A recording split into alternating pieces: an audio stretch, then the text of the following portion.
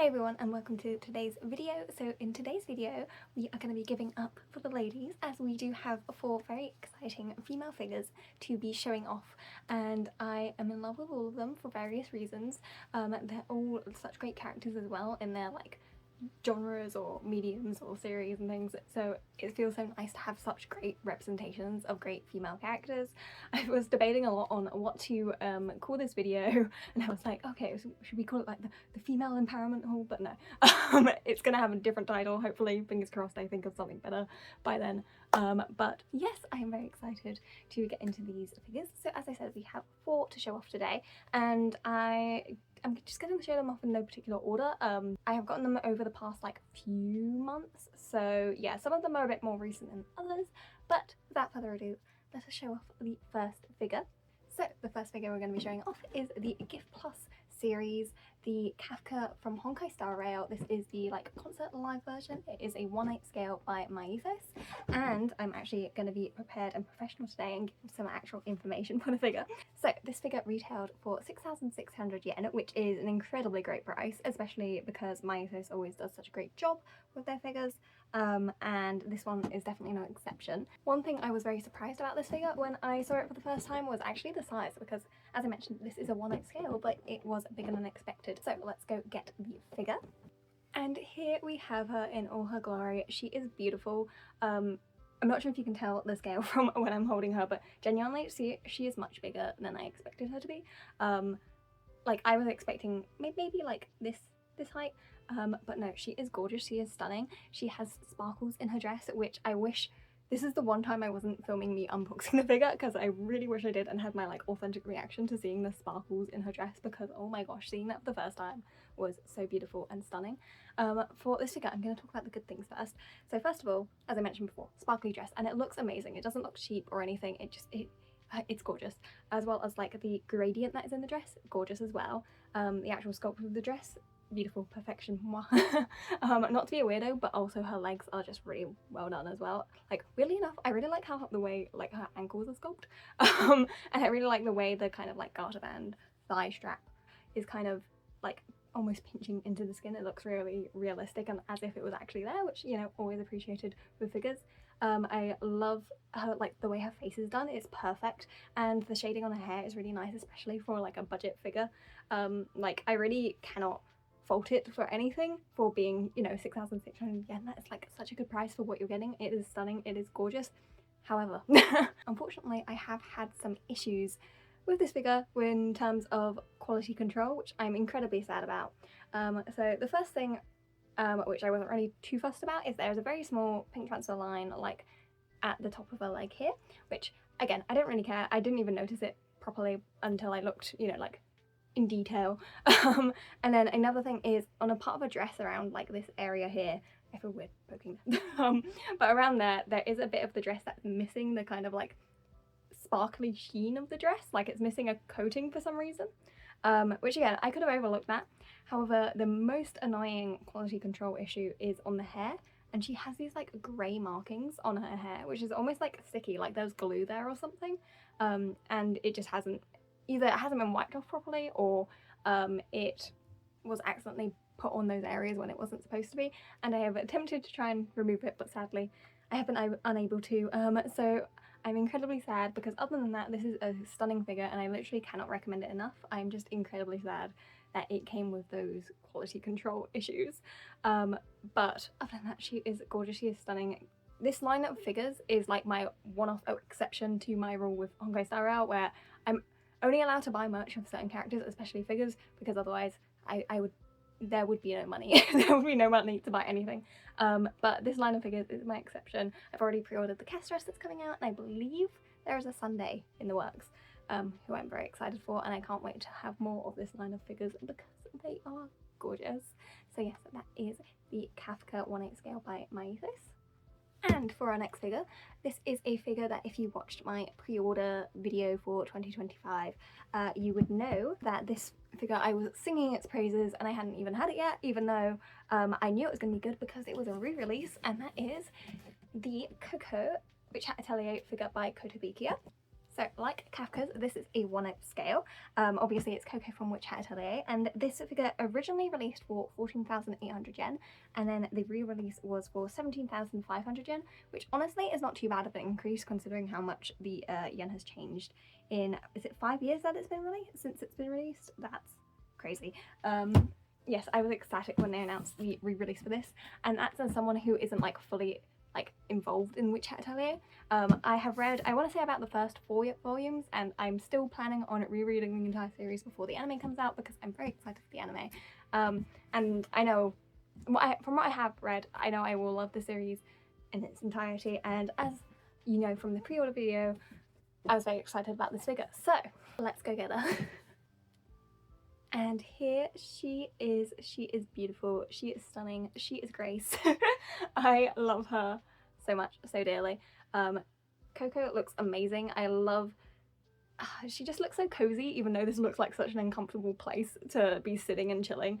I love the way the hair is sculpted because of how reminiscent it is of the manga art style, and it genuinely feels like they took a coloured artwork of Shirahama's and like brought it into the world, which, you know, literally is what you want. That's perfectly what you want when you get a figure like this, especially for a series that obviously at the time was a manga only.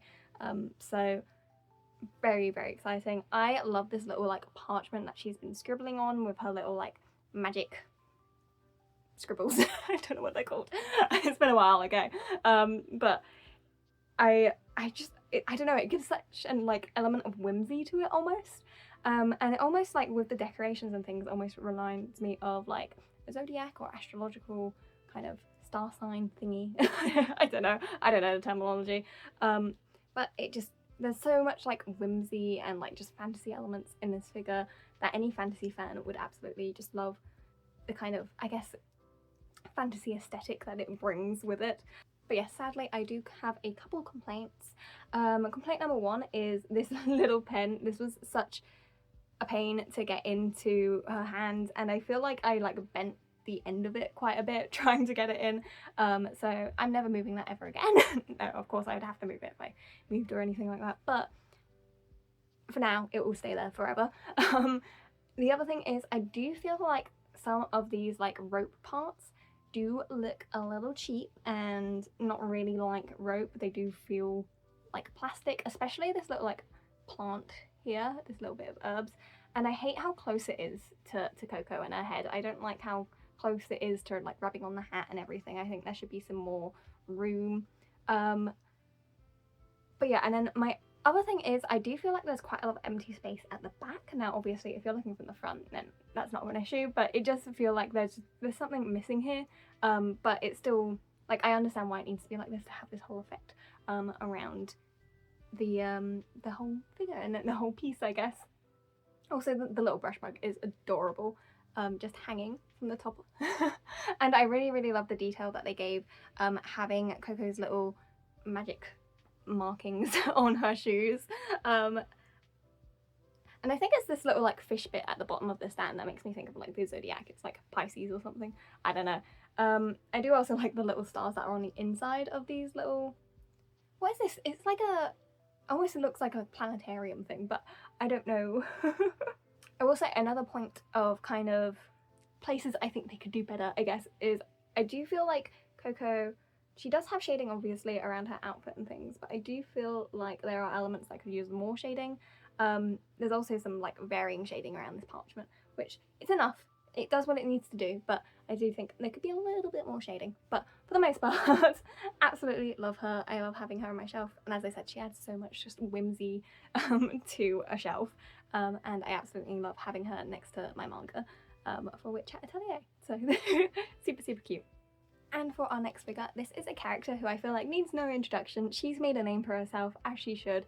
The series has become many people's most loved series, and I am definitely one of those people. And I cannot wait for season 3. And if you can tell what it is Mao from the Apothecary Diaries. So this figure was a 1/7 sale by Good Smile, and it retailed for an amazing price of 12,545 yen. That is an incredibly specific amount, but that is the amount it went for, and my god, is this figure such amazing value. Before even getting to the figure, I need to talk about this box, because genuinely when I was unboxing this felt so premium. I don't know how they've done it. And the other figure we're going to be looking at today is also a Good Smile one, and I really like the box for that one as well. So Good Smile are just like have great game for their boxes. They had a little bit of a, you know, a swing and a miss when they did those Nendoroid box changes, but they've learned from their mistakes, and they are now taking some great care with the packaging, and I genuinely cannot emphasize enough how gorgeous, like, and just as I said, deluxe it felt unboxing this, and this was a 12,000 yen figure, or 13,000 if you want to round up, but still, that's insane. I guess we'll get to actually showing off the figure now. Okay, here she is. I need to be a little bit more careful with her because she's not like firmly in a base. She does also come with this like pestle and mortar that you just kind of plonk on her little stool, but I'm going to put this to the side so it doesn't fly off somewhere. I've actually already dropped it. So yes, she's also a bit dusty. This figure is gorgeous. It's stunning. For the price you paid, it is genuinely beautiful. I literally cannot praise it enough. The actual like kind of stool, I don't know what the bench I should call it, she stood on is amazingly well painted and shaded, and I can't believe they put much detail into it, especially because a lot of it is covered by her, is it a dress? I don't know the official terming, I'm so sorry. But the way that it like flows out and the fabric is sculpted is so gorgeous and beautiful. And not to mention the actual like shading on that as well. There's just so many like folds and details in her clothing, which I really appreciate. And her face looks amazing. I love seeing her little like freckles. The way her hair is done, her hair could use some more shading, but I'm literally not going to complain about that because, once again, such amazing value for what you're getting. I also love the way the rose is sculpted. It is so beautiful. I did talk about how I think it is a massive rose, but you know, it works with the figure, and I do think if it was any smaller, first of all, it wouldn't have that level of detail, and second of all, yeah, I just don't think it would be as well executed, so, and you wouldn't be able to see it as obviously, so I do think it's great. And weirdly enough, my favourite thing on this figure are these little leaves that sit on her leg. They are so beautiful. I don't know what it is about them. It makes, like, it gives so much to the figure. It makes it feel so alive. Just the way that it kind of almost like floating on top, like if you blow on them, they will blow away in the wind, which obviously they won't, they're sculpted, they're plastic, but that's what it feels like, and that's how you know you've done a good job with the figure. She even has like a little shine to her little like toenails to make them feel realistic, and I just genuinely cannot give enough praise to this figure. Once again, value for money, insane, gorgeous, stunning. Literally, I don't know how I would have executed better. I guess I mentioned the hair shading, but literally, who cares? Who cares? This is a gorgeous figure. If you like Amoko Diaries, if you are a figure collector, if you like Mau Mau, this is a must-buy in my opinion. I was debating between this and the Garden Party version, and even though the Garden Party moment is such like an iconic moment in the series, and I love the outfit that she wears then, especially because I like pink, I opted for this one, and I'm so glad I did because I think this was the great choice, and I felt like this represented Mau Mau really well. Like, I think it shows her more kind of inquisitive side and maybe like the more melancholic side that she tries to hide a bit more, whereas the Garden Party version is a bit more of her, you know, like eccentric side, and I guess her more like badass side. But I am so glad to have this figure in my collection. Cannot recommend it enough. I think out of any figure that I'm showing off in the haul, this is the one that I would recommend the most, genuinely. So yes, we will put Mau Mau to the side and we will show off our last figure for today's haul. And for our final figure, we have the one and only, the icon herself, Hatsune Miku. This is the 1/6 scale Sakura Miku by Good Smile. Now, let's get the details. So this figure was the most expensive for today's haul, with it retailing at 25,000 yen, which, considering it's a 1/6 scale, and considering the price of the other figures that we've unboxed today, honestly isn't too bad, especially with, I feel like, the figure prices recently in general. So, with the amount of hair that she has as well, I feel like 20,000 yen is pretty good. I mentioned before about the boxes, and just look how pretty this box is. Like, it's not the same kind of deluxe feeling that I had for the Mau Mau figure, but it's nice that they put an effort. And I know some people would be like, oh my god, the box is just supposed to like transport it, or a lot of people like having the windows in the boxes, which I understand. You want to see the figure. But like, if they're not going to do windows, this is the way to do it, in my opinion. Like, at least put effort into the box and make it like themed around the box. Themed around the figure. But yeah, I'm going to stop talking about the box because who cares about the box? We're going to be talking about the figure. And here we have her. She is gorgeous and stunning. She is the perfect, pretty, like, pink aesthetic Hatsune Miku figure, in my opinion. Like, I'm someone who doesn't really collect Miku figures. Like, I do have two, and I'm pretty happy with those two. And to be honest, one of them I'm even considering kind of selling. But this was a perfect addition to my collection personally. I obviously love the Sakura Miku theming. If you couldn't tell by the channel name, I really like cherry blossoms and things. And while I do like the original Sakura Miku design, this just feels so, I don't know, like this is so different. It just hits different, you know? But I cannot stress how much I just adore this design and how gorgeous this figure is to represent it. So for this one, I'm actually going to talk about the bad things first, because I do think there's quite a few quality control issues that I think are worth talking about. One issue I know a lot of people have been having, and this isn't just with this figure, it's with a few figures, and I personally haven't had this happen yet, but it's with the skin like turning grey or like darkish, and it's something to do with what they've used on the material. Luckily, as I said, I haven't had that happen yet, fingers crossed, but you know, it is what it is. Second of all, putting the pigtails in was hell, literal hell. I do not want to admit to you all how I managed to get these in. One of them isn't even fully in if I showed you like close up, but it's the best I could do and it's the best I'm willing to do. I also managed to break a piece of the figure, which I'm not going to point out where it's broken. I don't think it's obvious, and I refuse to let you all know, so you know, if you noticed, good for you. If not, great, that's good. But it's not too bad of a break. I hope. Oh, and she also doesn't fully go into the stand, and once again, I refuse to. There's just so many parts that I'm scared of like breaking, especially like these little like flower petal socks, which I do love, but she's in enough for the stand for me. Like, it does mean her leg is quite high up, but she's stable enough for me, and that's all I care about. Maybe one day I'll try and put her more in. Yeah, I'm trying to let gravity do its thing, so fingers crossed. But now let's talk about the things I love about this figure. First of all, I'm actually going to start talking about the base, because I actually really like this base. This is the type of base that if you're not going to like make it part of the figure, this is what I personally want. Like it's a basic base, but it doesn't take up too much room. It fits the theming of the figure, it fits the aesthetic, and it's just really pretty. Now I know there's worry about it like scraping off at the bottom, but I do think it really does fit the aesthetic of the figure. I guess we'll work our way up. As I said, I mentioned loving the design of the socks, and I do love the design of the socks. I love it so much. I love it so much I wish I thought of it myself. The shoes are also cute, and they have this nice like pearlescent finish, which kind of matches the bag, which is nice. Her legs are very pretty, very nicely sculpted with the little pink on the knees. The bag is also very cute. It's definitely not my favourite part of the figure, but I think it does add a nice touch, a nice little like feminine charm to this already very feminine figure. I love the skirt so much. I love the way it's flaring up in the wind. I love how you have the pleats underneath, but then you have the Sakura pattern over the top, and the shading on it is so nice. Especially on the like more flat part. I feel like the pleats kind of have more like natural shading, and what I mean by that is like sometimes I feel like figures try to get away with the shading by just using like the natural shadows that are kind of cast on the figures, and you can kind of get away with that with the pleats, especially due to the way that they're sculpted, but for the flat surfaces obviously you need to put in a lot more effort. So I feel like that's very obvious. I love the way her shirt like crumples when it's tucked into the shirt. As someone who dresses like that a lot, that is very much what happens. I love the little pink at the end of the bows. I love the design on her jacket, and the pattern on it is looking great, especially because of how kind of complex it is. And when I say complex, sorry, I don't mean the pattern's complex, I mean the shape that they're trying to put the pattern on is complex.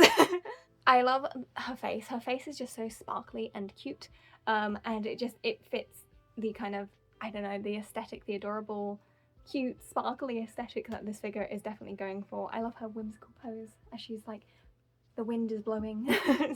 It's so cute. Her hat does attach with a magnet, and it just really helps tie the look all together. And yeah, I think honestly my least favourite part of the figure is the pigtails, which is such a shame. I do think obviously they are Miku, they add to the aesthetic, but I just think everything else about this figure is so stunning. And then you have these kind of like transparent white parts, which I don't really like personally, and the sculpt is quite like flat almost in certain areas, but obviously when it all comes together you have a beautiful Miku standing in the wind with her beautiful pink hanami outfit. It's just, it's beautiful, it's stunning. If you are a pink girly like myself, definitely worth getting. And I love her so much. She's enough Miku for me. Like, obviously there's so many beautiful extravagant Miku figures, but personally for me, I am very content with this little Miku. If I in 5 years have like a million Miku figures, do not clip this. But yes, that is our last figure for today's video. I feel like I spent a lot of time talking about these figures, but they're all such beautiful, stunning figures of such great like female characters. It's just nice to have such nice like female figures. I don't know, I think they're all wonderful and amazing, and I'm so happy with every figure in this haul, and that's all you can really ask for, really, when you are in this hobby and you manage to get so many figures. To be so content with all of them is just, you know, a really nice feeling. But yes, that is it for this video. So thank you all for watching. I hope you all enjoyed, and I will see you guys in the next one. Bye bye!